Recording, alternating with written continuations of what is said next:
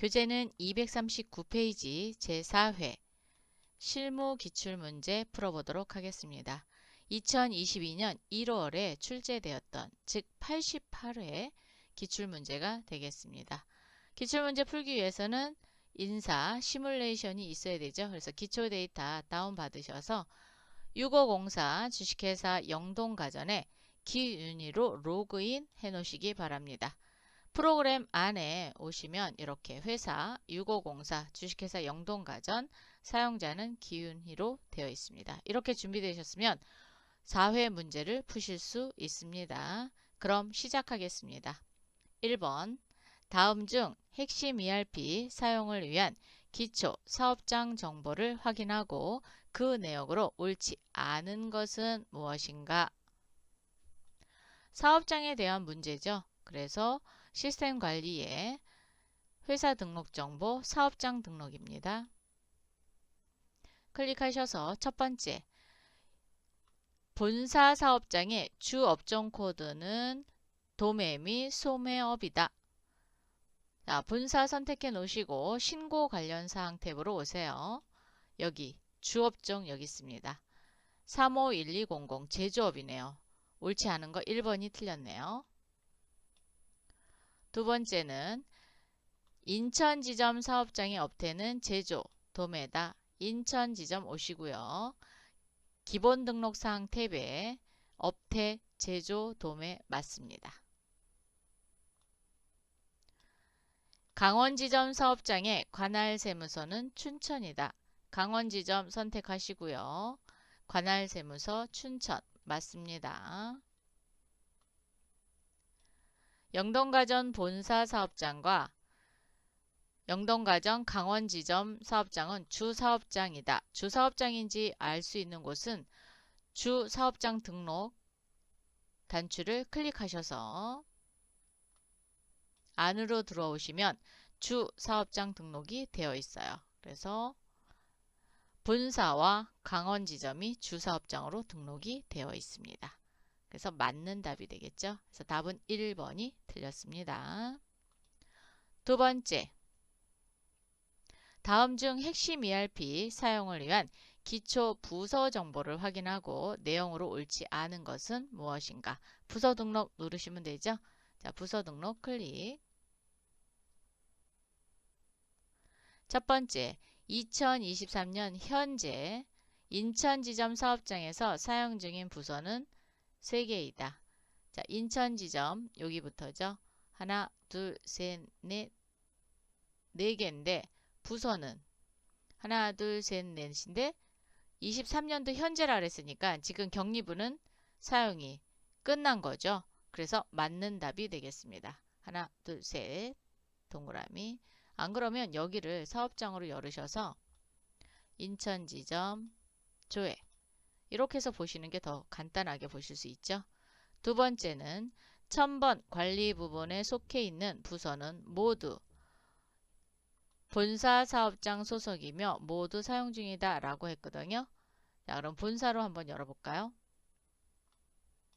이거는 본사로 열으면 안 돼요. 왜냐하면 1000번의 관리 부문을 다 봐야 되죠. 그래서 스페이스바로 지우시고 조회를 누르겠습니다. 그러면 전체 다 보입니다. 여기에 관리 부문입니다. 관리 부문은 하나, 둘, 세 개 여기 밑에도 있어요. 그죠? 자, 밑에는 본사 그리고 관리 부분 본사 다 본사네요. 그런데 사용 중이다 그랬는데 사용이 안 되는 게 있네요. 1300번의 관리부는 종료됐습니다. 그래서 틀린 답이 되겠네요.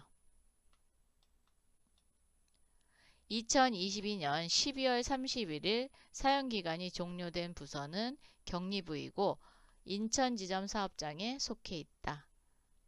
2022년 12월 31일 종료된 것은 격리부 맞죠? 그리고 인천지점이다. 맞습니다. 동그라미. 강원지점 사업장에 속한 부서의 부문은 6000번 관리부문 강원지점과 7000번 교육부문이다. 자, 강원지점 여기 있네요. 3000번의 강원 지점이 2개가 있습니다. 2개가 있고요. 관리부와 교육부, 그리고 6,000번의 관리부문 강원지점과 7,000번의 교육부문. 맞죠?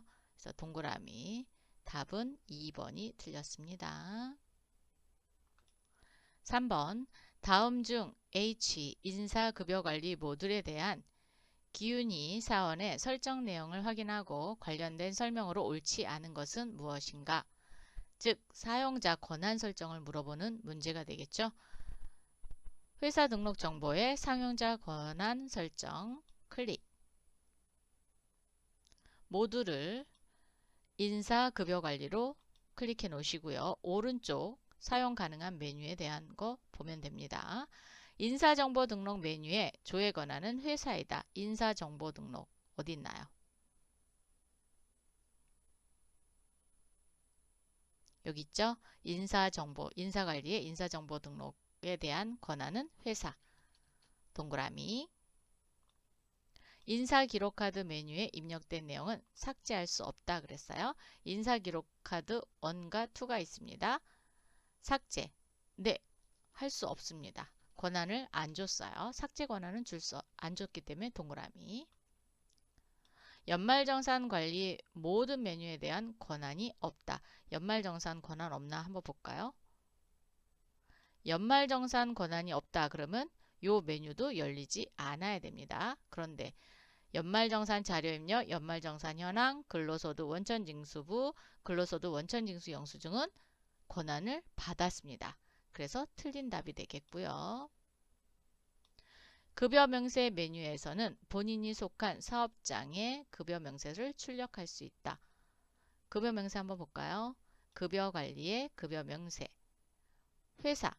회사로 되어 있으니까 본인이 속한 사업장의 급여명세서 당연히 출력할 수 있죠. 그리고 아닌데도 출력할 수 있습니다. 즉 권한을 어디로 줬어요? 회사 전체로 줬기 때문에 속한 사업장의 급여명세도 출력할 수 있고 타 사업장의 급여명세도 출력할 수 있습니다. 그래서 맞는 답이 되겠습니다. 답은 3번이 틀렸네요. 4번 2023년도 귀속 급여 구분의 지급 항목에 대한 설정으로 옳은 것은 무엇인가? 급여에 대한 지급 항목이니까 지급 공제 항목 등록으로 가면 되나요? 네, 인사급여관리에 기초환경 설정 지급 공제 항목 등록입니다. 클릭. 급여 쪽으로 오시고요. 지급 항목입니다. 그래서 지급 조회 지급 공제 항목 등록 메뉴는 나감과 동시에 자동 마감이 됩니다. 그래서 여러분이 눌러보실 때 마감 취소하셔서 눌러보시면 됩니다. 메뉴는 닫으면 자동 재마감 됩니다. 첫 번째, P로 시작하는 지급 코드 중 비과세 항목은 P70의 직무 발명 보상금 뿐이다. 그런가요? 자, 비과세 눌러볼까요? 영업촉진 과세, 가족수당 과세, 근속과세, 식비. 식비 비과세네요. 그러니까 이것뿐이다 그랬으니까 틀렸습니다. 야간근로도 비과세, 자격수당은 과세, 직무발명 보상금은 당연히 비과세고요. 자, 그래서 비과세가 3개가 있었죠. 두 번째, P00 기본급은 사원의 호봉에 맞는 금액을 기준으로 지급한다. 자, 기본급 눌러보세요. 그랬더니 무분류로 되어 있고요. 계산 그리고 월급으로 되어 있습니다. 계산식 잠깐 눌러볼까요? 수정은 하지 마세요. 눌러보시면 F02가 뭐예요? 책정임금의 월급으로 주는 겁니다. 그럼 호봉이 아니죠? 호봉은 G로 시작합니다. 그래서 호봉이 아닌 거를 확인했어요. 그러니까 틀렸죠. 책정임금의 월급으로 지급하고 있습니다. 세 번째, 가족수당은 전년도인 2021년도, 아이고 이거 2022년도입니다. 오타입니다. 2로 바꿔주세요. 2년도와 동일한 분류 조건으로 기준으로 동일한 금액을 지급한다. 동일한 금액을 지급하는지 한번 살펴볼게요. 가족수당 탭으로 오셔서 2023년도는 배우자 5만원, 부모 5만원, 자녀는 2만원입니다. 그럼 2022년도는 어떻게 됐는지 봐야 되겠죠? 2022년도 이렇게 바꿔주시고 가족수당 배우자 5만원 변함이 없네요. 부모 3만원이에요. 2만원씩 올렸습니다. 자녀는 2만원 그대로네요.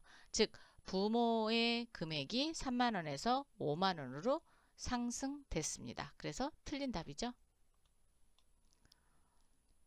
네 번째, 입퇴사자의 경우 인사급여 환경설정 메뉴의 설정에 따라 자격수당이 지급된다. 자격수당 탭으로 오세요. 그런데 2023년도로 다시 변경하셔야 됩니다. 변경하셨어요? 입퇴사자 여기입니다. 여기에 보시면 환경등록 적용이라고 되어 있어요. 환경등록 적용이라는 것은 그렇죠. 인사급여 환경 설정에 되어 있는 입사자와 퇴사자 급여 계산을 그대로 끌고 오겠다라는 얘기입니다.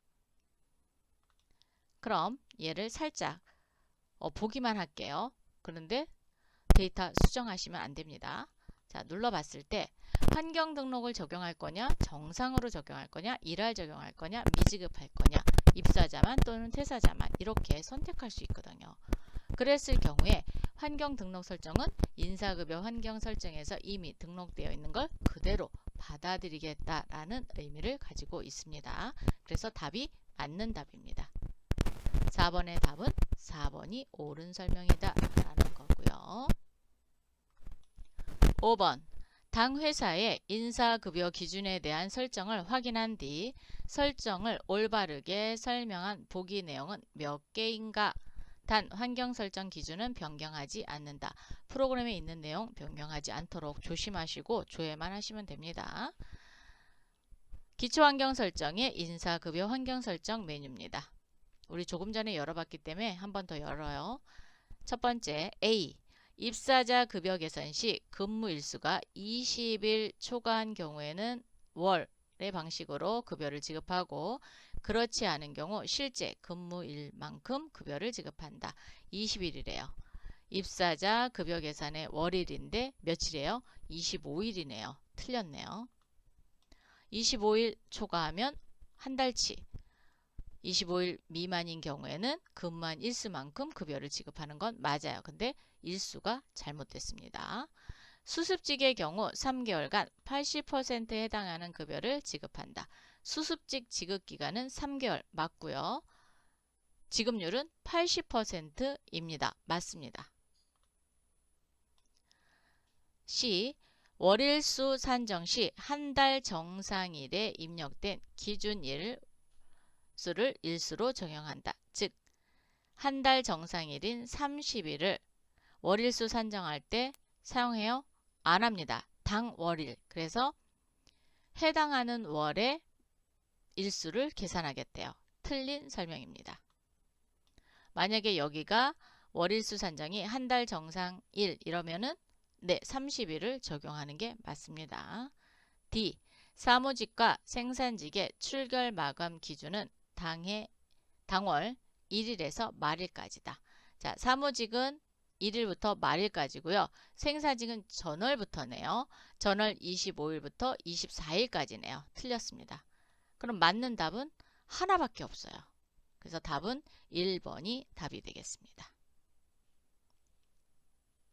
여섯 번째, 당 회사는 2023년 1월 사원 직급의 호봉을 아래 보기와 같이 일괄 등록하고자 한다. 호봉 등록을 완료 후 5호봉 호봉 합계의 금액은 얼마인가? 기초환경 설정에 호봉 테이블 등록입니다.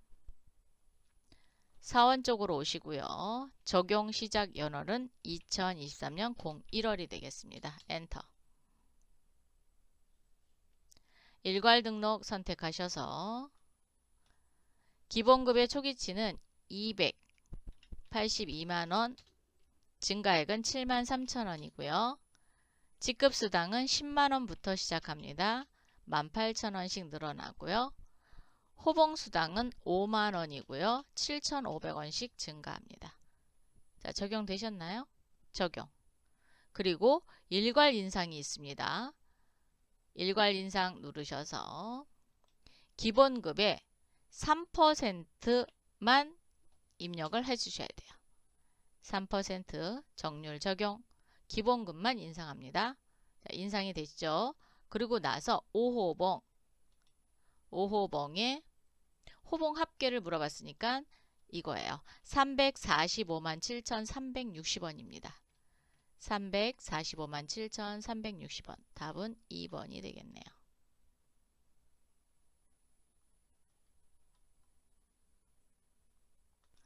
7번 당회사 정용빈 사원의 정보로 바르지 않은 것은 무엇인가? 인사관리에 인사정보 등록 가겠습니다. 정용빈 여기 있습니다. 현재 세대주이며 종교 관련 종사자는 아니다. 현재 세대주 여기 있습니다. 여로 되어 있으니까 세대주는 맞습니다. 종교 종사자 여부는 비해당이니까 종사자가 아니에요. 맞는 답입니다. 입사일은 2015년 8월 11일이고 그룹 입사일은 2016년 9월 1일로 서로 다르다.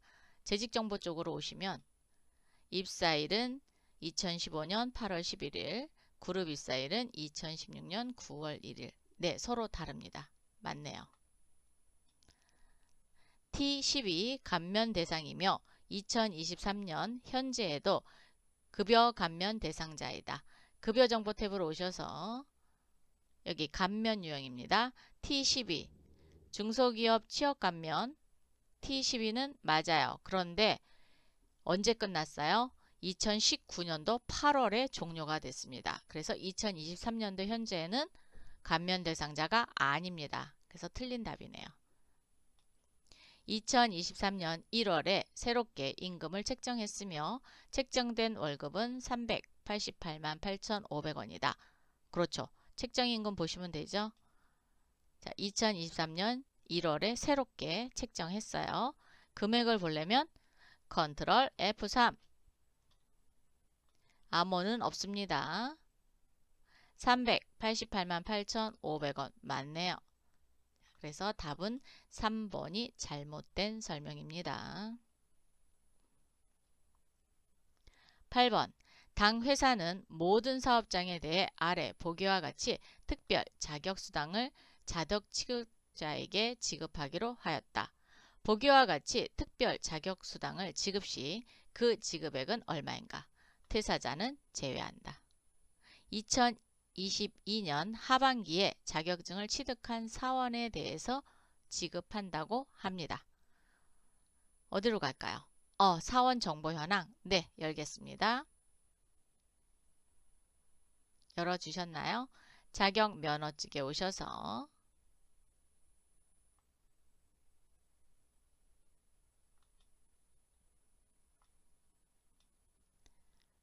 ITQ 먼저 보겠습니다.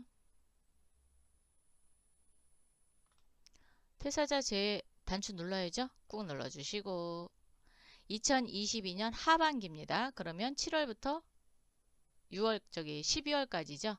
2022년 하반기니까 자, 여기서 오른쪽 마우스 누르세요. 오른쪽 마우스에 정렬 및 소개 취득일 저는 이게 아마 되어 있을 거예요. 여러분은 안 돼 있을 수도 있습니다. 그런데 문제를 계속 풀게 되면 이게 세팅이 되어 있을 수 있어요. 자, 그러면 없는 걸로 보고 취득일에다 놓으시고 추가 적용하시면 이렇게 연도별로 나옵니다. 2022년 하반기죠. 여기입니다. 그래서 하나 근데 비해당은 당연히 안 돼요. 하나 둘 셋 세 사람이네요. 자, 그러면 세 사람 ERP 정보관리사 2급입니다. 정보관리사 2급 조금 전에 우리가 소개를 등록해 놨죠. 그래서 순서대로 됩니다. 하반기니까 8월 하나, 둘, 셋, 세 사람이네요. 자, 그래서 3, 3은 9, 그 다음에 7만 5천 원. 그러면 두 개 더 하니까 16만 5천 원. 그래서 답은 4번이 되겠네요.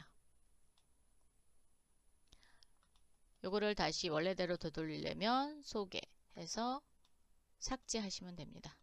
그러면 원래대로 되돌아옵니다. 9번 당 회사는 2022년 1러닝을 진행하였다. 아래 보기 기준으로 교육평가 내용을 직접 확인 시 교육평가 결과가 S가 아닌 사원은 누구인가? 라고 물어봤네요. 교육 현황으로 오셔서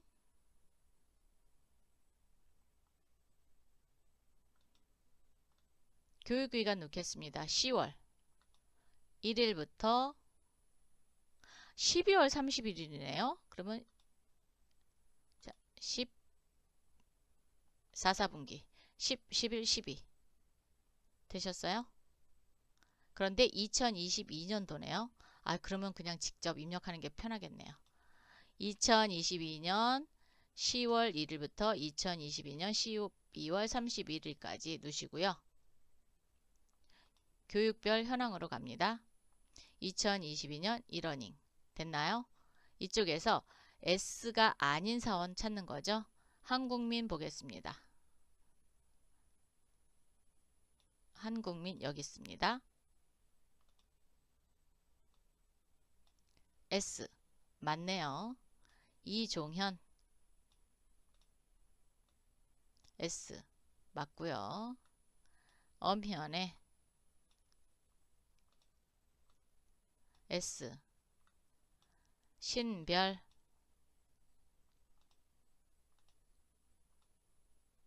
A네요. 답은 4번이 아닙니다. 10번 당 회사는 2023년 1분기 인사 발령 사원별로 진행하고자 한다.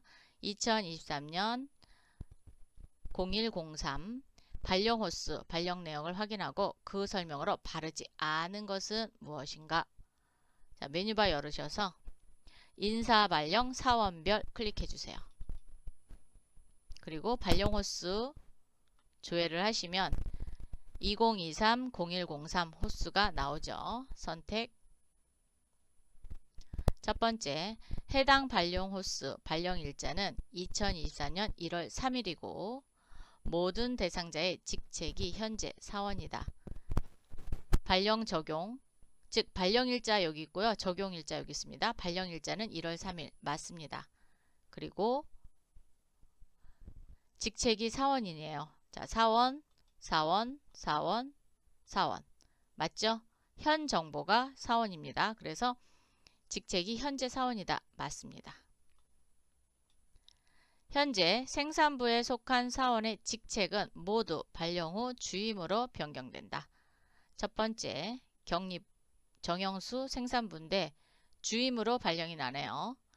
강민우 생산부에서 주임, 박지성 관리부고요. 이서진 격리부. 그러니까 생산부에 있는 사람들은 주임으로 발령되는 게 맞습니다.